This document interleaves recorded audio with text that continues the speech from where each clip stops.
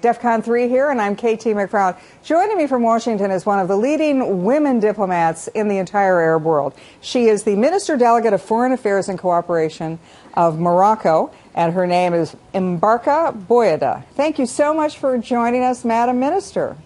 You're welcome, Katie. Thank you. I wanted to ask you, the King of Morocco is, the young King of Morocco is coming to visit President Obama this week. What is the purpose of his visit? Well, the visit of the Kings of Morocco, His Majesty Mohammed VI, to President Barack Obama came to strengthen first the special and long-standing relationship we have with USA, and second, to find new ways of cooperation, especially in terms of politics, security, social and economic and cultural spheres. One of the things as we look at the Middle East, we can hardly talk about the entire region of the Middle East without talking about the Arab Spring. Whether it started, in North Africa, it moved to the Levant, to the Persian Gulf region. How has Morocco weathered the forces of the Arab Spring in the last 2 years? Well, of course, Morocco has been impacted by Arab Spring, but there is a huge difference between Morocco and other countries. Morocco have started its reforms a decade ago. First. Second, we have a very strong sense of nation for centuries. Third is that this voluntarist approach to start the reforms, not only political reforms, but also social and economic reforms that we have started, allowed us to get more plurality and more equity and reconciliation within Moroccan society. And that's why we're talking about Morocco as a model in the region, and that's why Morocco have very strong stability and security in the region. One of the things that struck me is that Morocco has a very large youth population. You also have a very young king, and as you pointed out, for the last decade, he's been pushing for a more inclusive government, for political reforms. How do you think that looks to the rest of the Muslim world as they look at Morocco, a young leader, a popular young leader, a young population? What secrets really does Morocco have that the rest of the Arab world could take advantage of? Well, we have very great relationship with the Arab world and also with African countries.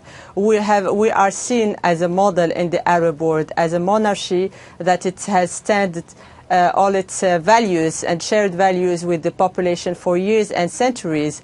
And the king is very close to the population. And one of the reasons why we have started also these reforms is his proximity to the population and the fact that he invested a lot on closest policies and social policies.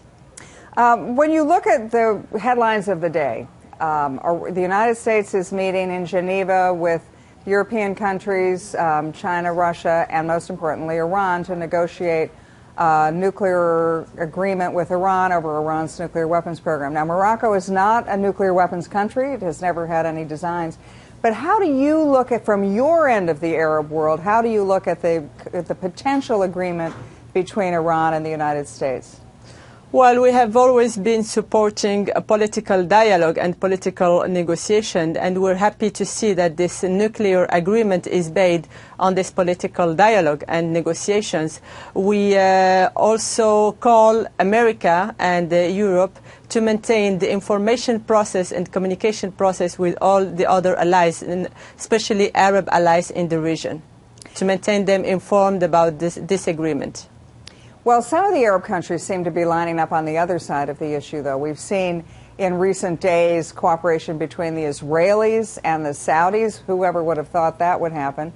The Saudis have said if Iran is allowed to get nuclear weapons, or looks like it's going to be almost a nuclear weapon state, that Saudi Arabia would look for nuclear weapons of its own. Other countries in the Persian Gulf region, Sunni countries, have looked at the rise of Iran not just as a nuclear power, but the political power that nuclear weapons might give Iran. So where is Morocco in all of this potential Shiite-Sunni divide that may engulf the Middle East? Well, Morocco has a Malikite Islamic current, which is a Sunnite Islamic current and very moderated Sunnite Islamic current. And we believe that by maintaining our Sunnite religious system, let's say, which is shared by 99, even 100% of Moroccan populations, and based on the Malikite rhythm, can be one of the biggest answer and response to all sorts of extremism all over the world. And that's what we're trying also to promote, not only in Morocco, but in the whole region, through a lot of religious trainings that we offer to other countries, such as what we just have done such as what Morocco just have done in Mali, for example. Mm-hmm. Mm-hmm. So you look to your south, you have Mali, and you have political unrest in Mali. You look to your east, you see Libya, you see Egypt. You look throughout the region, and Morocco seems to be the one island in stability. But how does the instability in those other countries affect you? Do you worry about it spilling over into the spilling over the borders into Morocco? Well, we have secured our country years ago because Morocco have been aware of the security threat in the region for more than 10 years, and we have adopted a multidimensional security approach based first on human and social development, because we believe that one of the main reasons why we go to extremism is the human development and the human being situation in general. And the second approach of our security strategy is based on reforms, not only political reform, but also strengthen all our institutions through very deep reforms, such as judiciary reform and social reforms in general. You know, I can't help but ask you, as one woman to another, I've been in the foreign policy field, sort of breaking records and paving, you know, as a pioneer when I started 40 years ago. I look at you as a relatively young woman in a very responsible position in a part of the world where we don't think that women have those kind of opportunities. You must be a role model for other women throughout the Arab world. How does that, weigh on your shoulders as a woman that so many others are looking up to?